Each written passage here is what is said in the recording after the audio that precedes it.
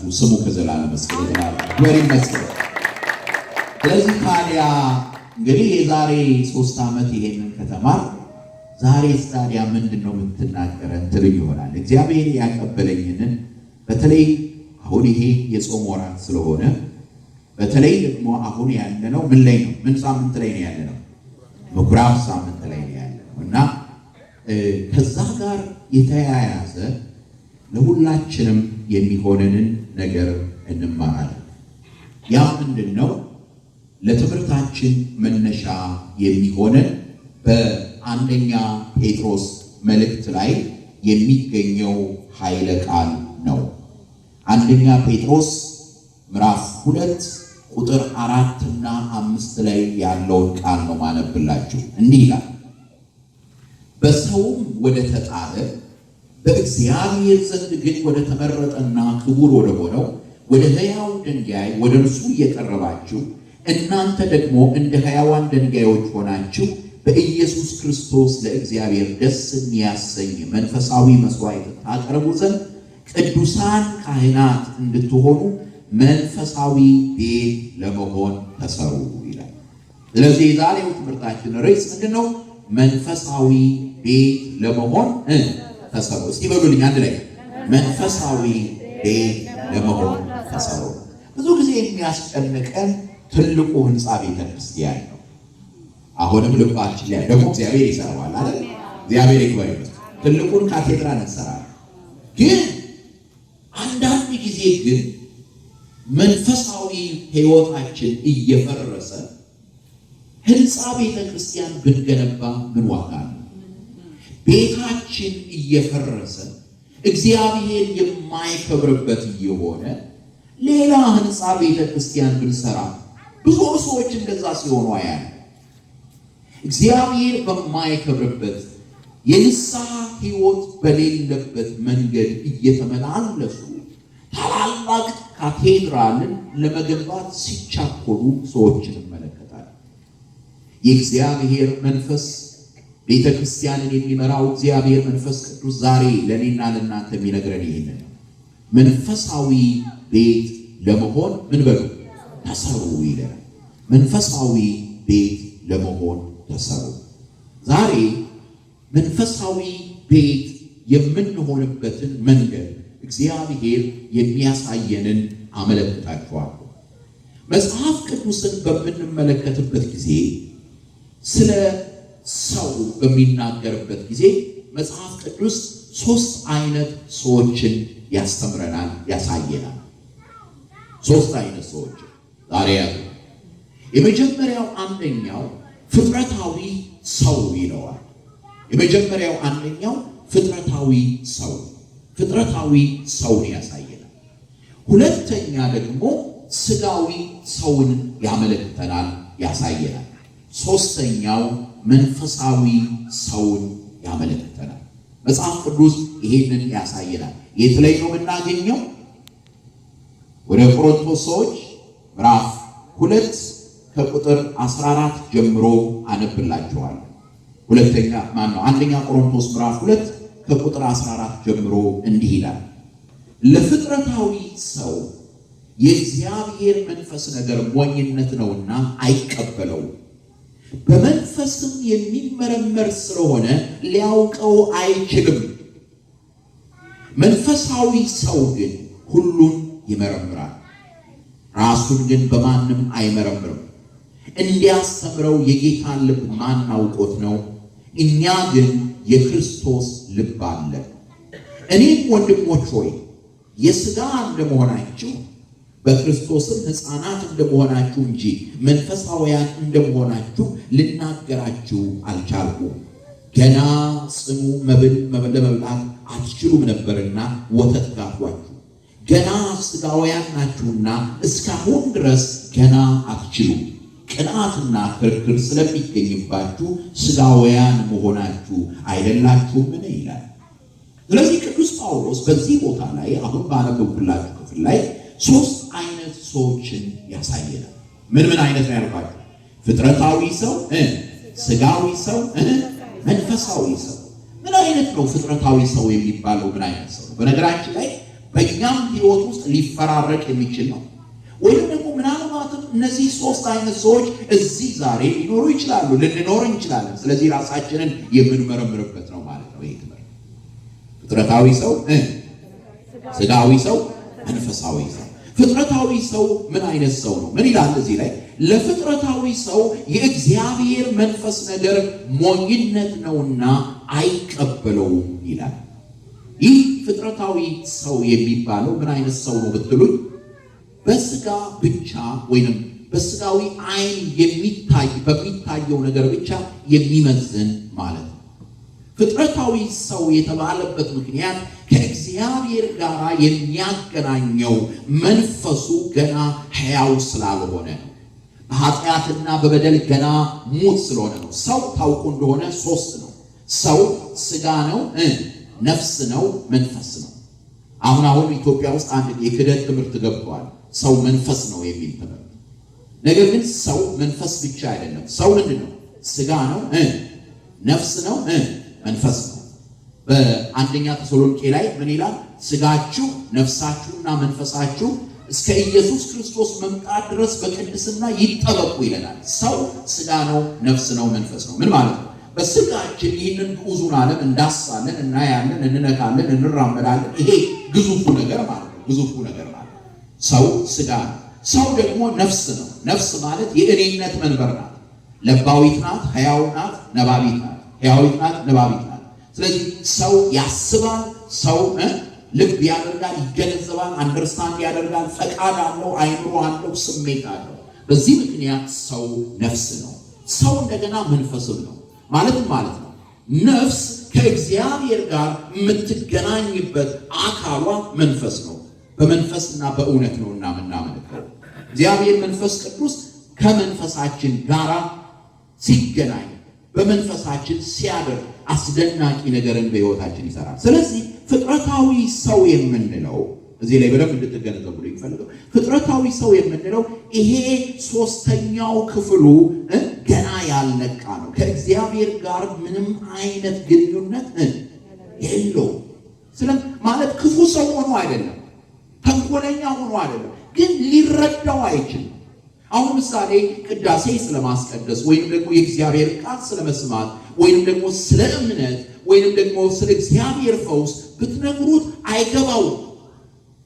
እንደ ሞኝነት ነው የሚቆጥረው። አሁን ይህንን ሁሉ ነገር ታምናላችሁ ወይ ብሎ ይጠይቃቸዋል። ለምን? ለፍጥረታዊ ሰው የእግዚአብሔር ነገር ምንድን ነው? ሞኝነት ስለሆነ አያምነውም፣ አይቀበለውም።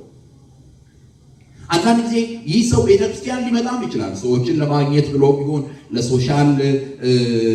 ለሶሻል አፌርም ብሎ ሊሆን ይችላል፣ ይመጣል።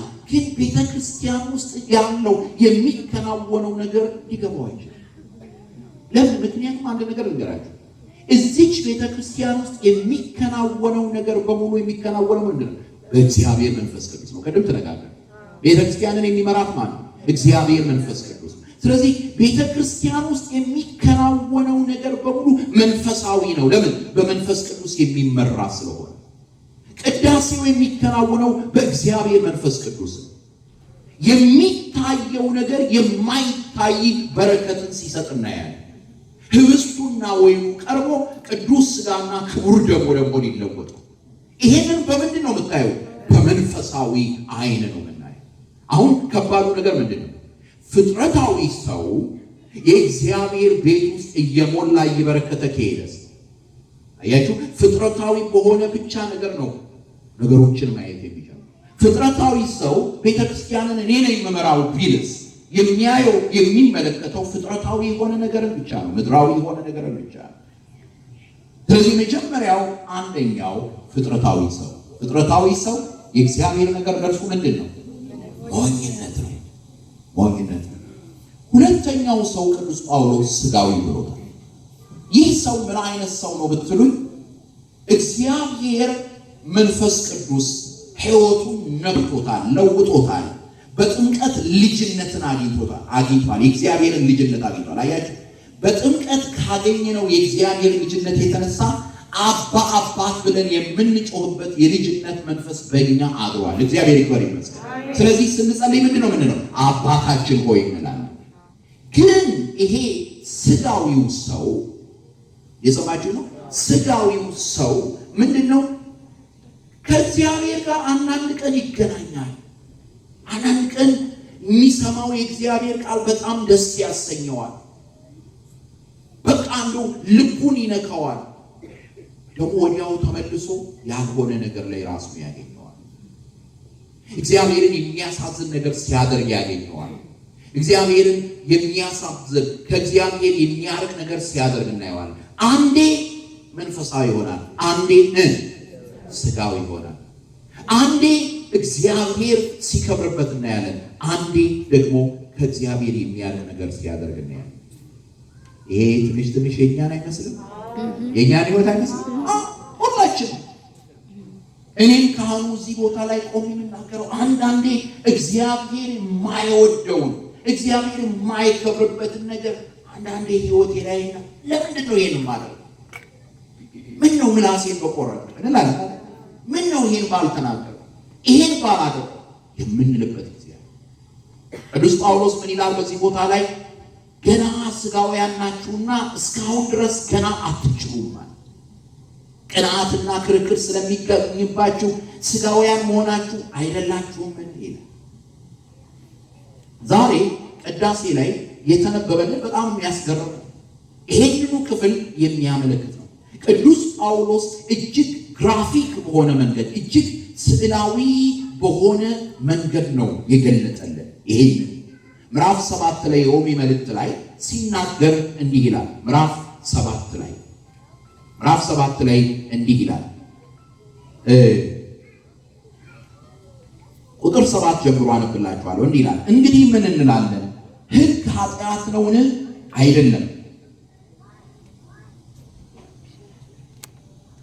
የእግዚአብሔር ቃል ሲነገር ሁላችንም አረፍ ብለን የእግዚአብሔር ቃል ከእግዚአብሔር ቃል ይበልጣል? የለም። ስለዚህ ለእግዚአብሔር ቃል ክብር እንድንሰጥ ነው አደራ አምላችሁ። እንደው ይሄንን ባህል ታዳብሩት ደስ ይለኛል። የእግዚአብሔር ቃል ሲነገር ሁላችንም ቁጭ ብለን ለኛ ነው ለሁላችንም በአጋጣሚ ይመጣል። እሺ፣ ስለዚህ ምዕራፍ 7 ላይ እንዲህ ይላል፣ እንግዲህ ምን እንላለን? ሕግ ኃጢአት ነውን? አይደለም። ነገር ግን በሕግ ባይሆን ኃጢአትን ባላወቅኩ ነበር፣ ሕጉ አትመኝ ባላለ ምኞትን ባላወቅኩ ነበርና፣ ኃጢአት ግን ምክንያት አግኝቶ ምኞትን ሁሉ በትእዛዝ ሰራብኝ ካለ በኋላ ዝቅ ብሎ እንዲህ ይላል፣ ስለዚህ ሕጉ ቅዱስ ነው፣ ትእዛዛቱም ቅድስት ናትና ጻድቅም በጎም ናትና፣ እንግዲህ በጎ የሆነውን ነገር ለኔ ሞት ሆነብኝን? አይደለም።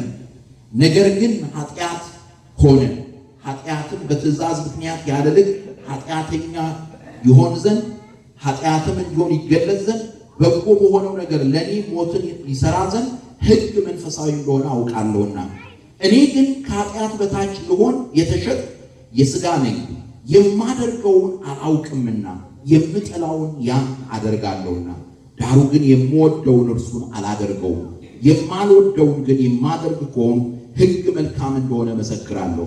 እንደዚህ ከሆነ ያን የማደርገው አሁን እኔ አይደለሁም፣ በእኔ የሚያደርግ ኃጢአት ነው እንጂ በእኔ ማለት በሥጋዬ በጎ ነገር እንዳይኖር አውቃለሁና ፈቃድ አለኝና መልካሙን ግን ማድረግ የለኝም። የማልወደውን ክፉን ነገር አደርጋለሁና ዳሩ ግን የምወደውን በጎን ነገር አላደርገውም። የማልወደውን የማደርግ ከሆንኩ ግን ያን የማደርገው አሁን እኔ አይደለሁም፣ በእኔ የሚኖር ኃጢአት ነው እንጂ። ምንድነው እያለ ያለው ቅዱስ ጳውሎስ? በጣም ውስብስብ የሆነ ነው። ቀስ ብላችሁ ሐሳቡን ካልተከተላችሁ እያለ ያለው ይሄን ነው። የምወደውን አይደለም ብዙ ጊዜ የማደርገው ምን ነው? የማልወደውን። እና ስለዚህ ስጋዊ ሰው ምን አይነት ህይወት ነው ያለው ብትሉኝ፣ ሁልጊዜ የትግል ህይወት ነው ያለው። አንዳንድ ቀን ያሸንፋል፣ አንዳንድ ቀን ሲሸነፍ ያገኘዋል። በስጋዊ መንገድ ዝም ብሎ እንዳይቀጥል የእግዚአብሔርን ፍቅር ስለቀመሰ ከእግዚአብሔር መለየት አይፈልግም። እንደገና ደግሞ ተጎትቶ ደግሞ ወደ ስጋዊ መንገድ ሲሄድ እናገኘዋል። ስለዚህ አንዳንዴ የሁለት ዓለም ሰው ነው የሚመስለው። ይህንን አንድ የታወቁ ገዳማዊ አባት ሲናገሩ ምን አሉ? ዛሬ ያሉ የብዙዎቻችን ችግር ይሄ ነው አሉ። ላይ ላዩን ስንታይ መንፈሳውያን ነን፣ መልካችን፣ አለባበሳችን፣ አካሄዳችን ቤተክርስቲያን እንመጣለን ምን እንላለን። ነገር ግን ኑሯችን ስጋዊ ነው። አካሄዳችን፣ አስተያየታችን፣ አነጋገራችን መንፈሳዊ ይመስላል። አኗኗራችን ግን ምንድነው? ስጋዊ ነው። የመሸነፍ ህይወት ያለበት፣ የትግል ህይወት ያለበት፣ የጦርነት ህይወት ያለበት። እግዚአብሔር ለዚህ አይደለም የጠራን። እግዚአብሔር የጠራን ለዘላለም ዕረፍት ነው። ስሙ ይክበር ይመስገን። ጌታችን መድኃኒታችን ኢየሱስ ክርስቶስ እናንተ ደካሞች ሸክማችሁ የከበደ ወደ እኔ ኑ እኔም አሳርፋችኋለሁ። ስለዚህ አሁን ፍጥረታዊ ሰውን አሳይቻችኋለሁ፣ ስጋዊ ሰው አሳይቻችኋለሁ። አሁን የቀረው ማለት መንፈሳዊ። ምንድነው መንፈሳዊ ሰው? መንፈሳዊ ሰው ማለት በመንፈሱ ከመንፈስ ቅዱስ ጋር ከእግዚአብሔር መንፈስ ቅዱስ ጋር ወይንም ከእግዚአብሔር ጋር ህብረት የሚያደርግ ማለት መንፈሳዊ ሰው ማለት ነው። መንፈሳዊ ሰው ማለት ከእግዚአብሔር ጋር የማያቋርጥ የአባትና የልጅ ግንኙነት ያለው ማለት። ታዲያ ወደዚህ ህይወት መግባት የምንችለው እንዴት ነው? አሁን ትልቁ ጥያቄ ይሄ ነው። ይሄንን መንፈሳዊ ህይወት ማግኘት የምንችለው እንዴት ነው? በጣም የሚገርማችሁ በአጭር ቃል ነው መጽሐፍ ቅዱስ የሚገልጠው። በአጭር ቃል በአንድ ቃል ነው የሚገልጠው። ልንገራችሁ፣ ዛሬ እችን ይዛችኋት ነው የምትሄዱት፣ አትረሷትም። ምንድን ነው? ግደሉት ይላል። ግደሉት። ምኑ? ስጋዊ ምኞታችሁን ግደሉት። የሰማችሁ? ወደ መንፈሳዊ ዓለም መግባት የምንችለው ራሳችንን ስንገል ነው። ራሳችንን ምን ማለት ነው? ስጋዊ ህይወታችንን፣ ስጋዊ ምኞታችንን፣ ስጋዊ ነገራችንን ሁሉ በእግዚአብሔር ፊት ስናቀርበው ነው። አያችሁ፣ ወልደ እግዚአብሔር ኢየሱስ ክርስቶስ በዕፀ መስቀል ላይ የተሰቀለልን ለኃጢአት ሞተን ለጽድቅ እንድንኖር። ቅዱስ ጴጥሮስም ይናገራል፣ ለኃጢአት ሞተን ለጽድቅ እንድንኖር እርሱ ራሱ በመስቀል ላይ ተቸነከረ ይለናል። አባቶቼ፣ እናቶቼ፣ ወንድሞቼ፣ እህቶቼ ዛሬ ወደ ቤተ ክርስቲያን መምጣታችን፣ መጸለያችን፣ መስገዳችን፣ መዘመራችን ዋና ዓላማው ይሄንን ስጋዊ የሆነውን አመፀኛ ዓለም እንድንገለውና ሕይወታችንን፣ ሰውነታችንን፣ ነፍሳችንን ለእግዚአብሔር ለአምላካችን ምን እንድናደርግ ነው? እንድናቀርብ ነው። አባቶቼ፣ እናቶቼ፣ ወንድሞቼ፣ እህቶቼ እንደዚህ እየተሰራን ነው ወይ? መንፈሳዊ ቤት ሆነናል ወይ? በዚህ በአንደኛ ቆሮንቶስ ምዕራፍ 3 ላይ ሐዋርያው እንዲህ ይለናል፣ የእግዚአብሔር ቤተ መቅደስ እንደሆናችሁ የእግዚአብሔርን መንፈስ እንዲኖርባችሁ አታውቁምን? ማንም የእግዚአብሔርን ቤተ መቅደስ ቢያፈርስ እግዚአብሔር እርሱን ያፈርሰዋል። የእግዚአብሔር ቤተ መቅደስ ቅዱስ ነውና ያውም እናንተ ናችሁ ይለናል። የእግዚአብሔር ቤተ መቅደስ ናችሁ ይለናል። ልብ በሉ፣ አስተውሉ። መንፈሳዊ ቤት ለመሆን ተሰሩ ማለት ማንን ሞዴል አድርገን? ማን ነው የማዕዘኑ ደንጊያ? በሰው የተናቀ በእግዚአብሔር የከበረ የማዕዘን ደንጊያ በጽዮን የተቀመጠ ማን ነው? ኢየሱስ ክርስቶስ። እርሱን እንድንከተል ፍለጋውን እንድንከተል ምሳሌ ጥቶልን በመስቀል ላይ ተሰቅሎልናል። ይህ የጾም ወቅት ነው። ጾመ ኢየሱስ፣ ጾመ እግዚእ፣ አብይ ጾም እንለዋለን። በዚህ ጾም ወቅት አንዱ የዚህ ጾም ዓላማ ምንድን ነው? መንፈሳዊ ቤት ሆነን እንድንሰራ የሚያደርግ ነው። ከስጋ ከቅቤው ከምኑ መለየታችን ምክንያት መንፈሳዊ ቤት፣ እግዚአብሔር የሚከብርበት ቤት ሆነን እንድንሰራ ነው። አባቶቼ፣ እናቶቼ ያንን እያደረግን ነው ወይ? እኔ በጣም ቀላል ጥያቄ ነው መጠይቃችሁ። የንስሐ ህይወት አላችሁ ወይ? አንዱ መንፈሳዊ ቤት የምንሆንበት መንገድ ይሄ ነው። የንስሐ ህይወት አላችሁ ወይ? ንስሐ አልባ ክርስትና ይቻላል ወይ? አያችሁ፣ መጽሐፍ ቅዱስ በተገለጠ ቁጥር ወይም ወንጌሉ በቤተ ክርስቲያን በተነበበ ቁጥር ዲያቆኑ አሰምቶ የሚናገረው ቃል አለ። ምን የሚል? መንግሥተ ሰማያት ቀርባለችና ንስሐ ግቡ። ስንቴ ነው የሚነገረው ይሄ? በየጊዜው ቅዳሴ ከተቀደሰ ይሄ አዋጅ ይታወጃል አይታወጅም? የሚገርማችሁ ነገር ዲያቆኑ እኮ ብቻ አይደለም፣ ካህኑ ራሱ ምን ይላል መሰላችሁ? ወደ እግዚአብሔር መንግስት የምታገባ የመንግስቱና የጽድቅ ወንጌል እነሆ ይላል።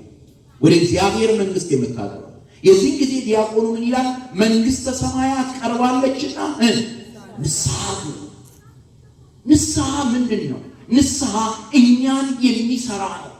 እኛን የሚለውጥ ነው። ህይወታችንን የሚለውጥ ነው። ስለዚህ አባቶቼ፣ እናቶቼ፣ ወንድሞቼ፣ ሴቶች የንስሐ ህይወት አላችሁ? ከአባቶች ጋር ጊዜ አላችሁ? ቁጭ ብላችኋል? እኔ በጣም እያስፈራኝ ያለውን ነገር ብነግራችሁ ይሄ ዛሬ ስለ ቤተክርስቲያን በጣም ብዙ እንወያያለን፣ ብዙ እንነጋገራለን፣ ብዙ እንከራከራለን። ስለ መዝሙር፣ ስለ ስብከት ብዙ አቃቂር እናወጣለን፣ እንሻቆታለን። ስለ ቤተክርስቲያን ፖለቲካ፣ ስለ ባይሮ፣ ስለ ህጉ ብዙ እንነጋገራለን። ከትልቁንና ዋናውን ነገር ረስተነዋል። የንስሐ ህይወት አለን ወይ? እኔ በጣም የሚያስፈራኝን ነገር ልንገራችሁ። በብዙ አብያተ ክርስቲያናት ስለ ቤተ ክርስቲያን ህጎች፣ ስለ ቤተ ክርስቲያን ባይሎ፣ ስለ ቦርድ ወይም ስለ ሰበካ ጉባኤ ሽንጣቸውን ገትረው የሚከራከሩ ስለ መንፈሳዊ ነገር ገና ህፃናት የሆኑ ሰዎች ናቸው። ምንም ነገር የማያውቁ፣ ምንም አይነት የንስሐ ህይወት የሌላቸው ናቸው። እኔና እናንተ እንደዛ እንሆን ይሆን? ጊዜ አላችሁ? ለእግዚአብሔር ራሳችሁን አቅርባችኋል? እግዚአብሔር ሆይ ቤቴን እንካ፣ ህይወቴን እንካ፣ ኑሮዬን እንካ ብላችሁታል? እግዚአብሔር በቤታችሁ ከብሯል? ቤታችሁ ትንሿ ቤተ ክርስቲያን ሆናለች? ሰውነታችሁ የእግዚአብሔር ቤተ መቅደስ ሆኗል? እግዚአብሔር የከበረበት ሆኗል? ምን ማለት እንደሆነ ልንገራችሁ። ከጠዋት እስከ ማታ መጽሐፍ ቅዱስ ይዛችሁ ዞራችኋል ወይ? አይደለም። የመጽሐፍ ቅዱስ ጥቅስ በጉንጫችሁ ይዛችኋል ወይ? አይደለም። አይደለም። ልጆች ያላችሁ ልጆቻችሁን ለእግዚአብሔር ክብር አሳድጋችኋል ወይ? ትዳር ያላችሁ ትዳራችሁን ለእግዚአብሔር ክብር አድርጋችሁታል ወይ? በስራ ገበታ ላይ ያላችሁ በስራ ገበታችሁ ላይ እግዚአብሔርን አክብራችሁታል ወይ? እጅግ በከፋው ዓለም ላይ እንኳን ብትሆኑ አውቃለሁ፣ ቬጋስ ውስጥ ነው ያላችሁ። ነገር ግን በዚያ ውስጥ እግዚአብሔርን ማክበር እንደምትችሉ ታውቃላችሁ። በዚያ ውስጥ ለሰዎች መጽናናት ምክንያት እንደምትሆኑ ታውቃላችሁ። በዚያ ውስጥ ወደ እናንተ ለሚመጣው ሰው በረከት መሆን እንደምትችሉ ታውቃላችሁ። መንፈሳዊ ቤት ለመሆን ተሰሩ። የትኛው ቦታ ላይ ነው ያላችሁ? ፍጥረታዊ ናችሁ? እንደው የእግዚአብሔር ነገር ምንም የማይገባችሁ ናችሁ? ወይስ መንፈሳዊ ናችሁ? ከእግዚአብሔር ጋር ህብረት ያላችሁ ናችሁ? ስጋዊ ናችሁ? አንዴ ክርስቲያን አለመሆን፣ አንዴ እግዚአብሔርን ማመስገን፣ ሌላ ጊዜ ደግሞ ተመልሰን ሐሜት ውስጥ ምንገባነን? እህታችሁን ወንድማችሁን ጎን ላይ ዞር ብላችሁ የምትናገሩ ናችሁ? ወይንስ ሳብ አድርጋችሁ ልጄ፣ እህቴ፣ ወንድሜ ያየሁብህ ችግር አለ እባክሽን አታድርጊ ብላችሁ በእውነት የምትናገሩ ናችሁ?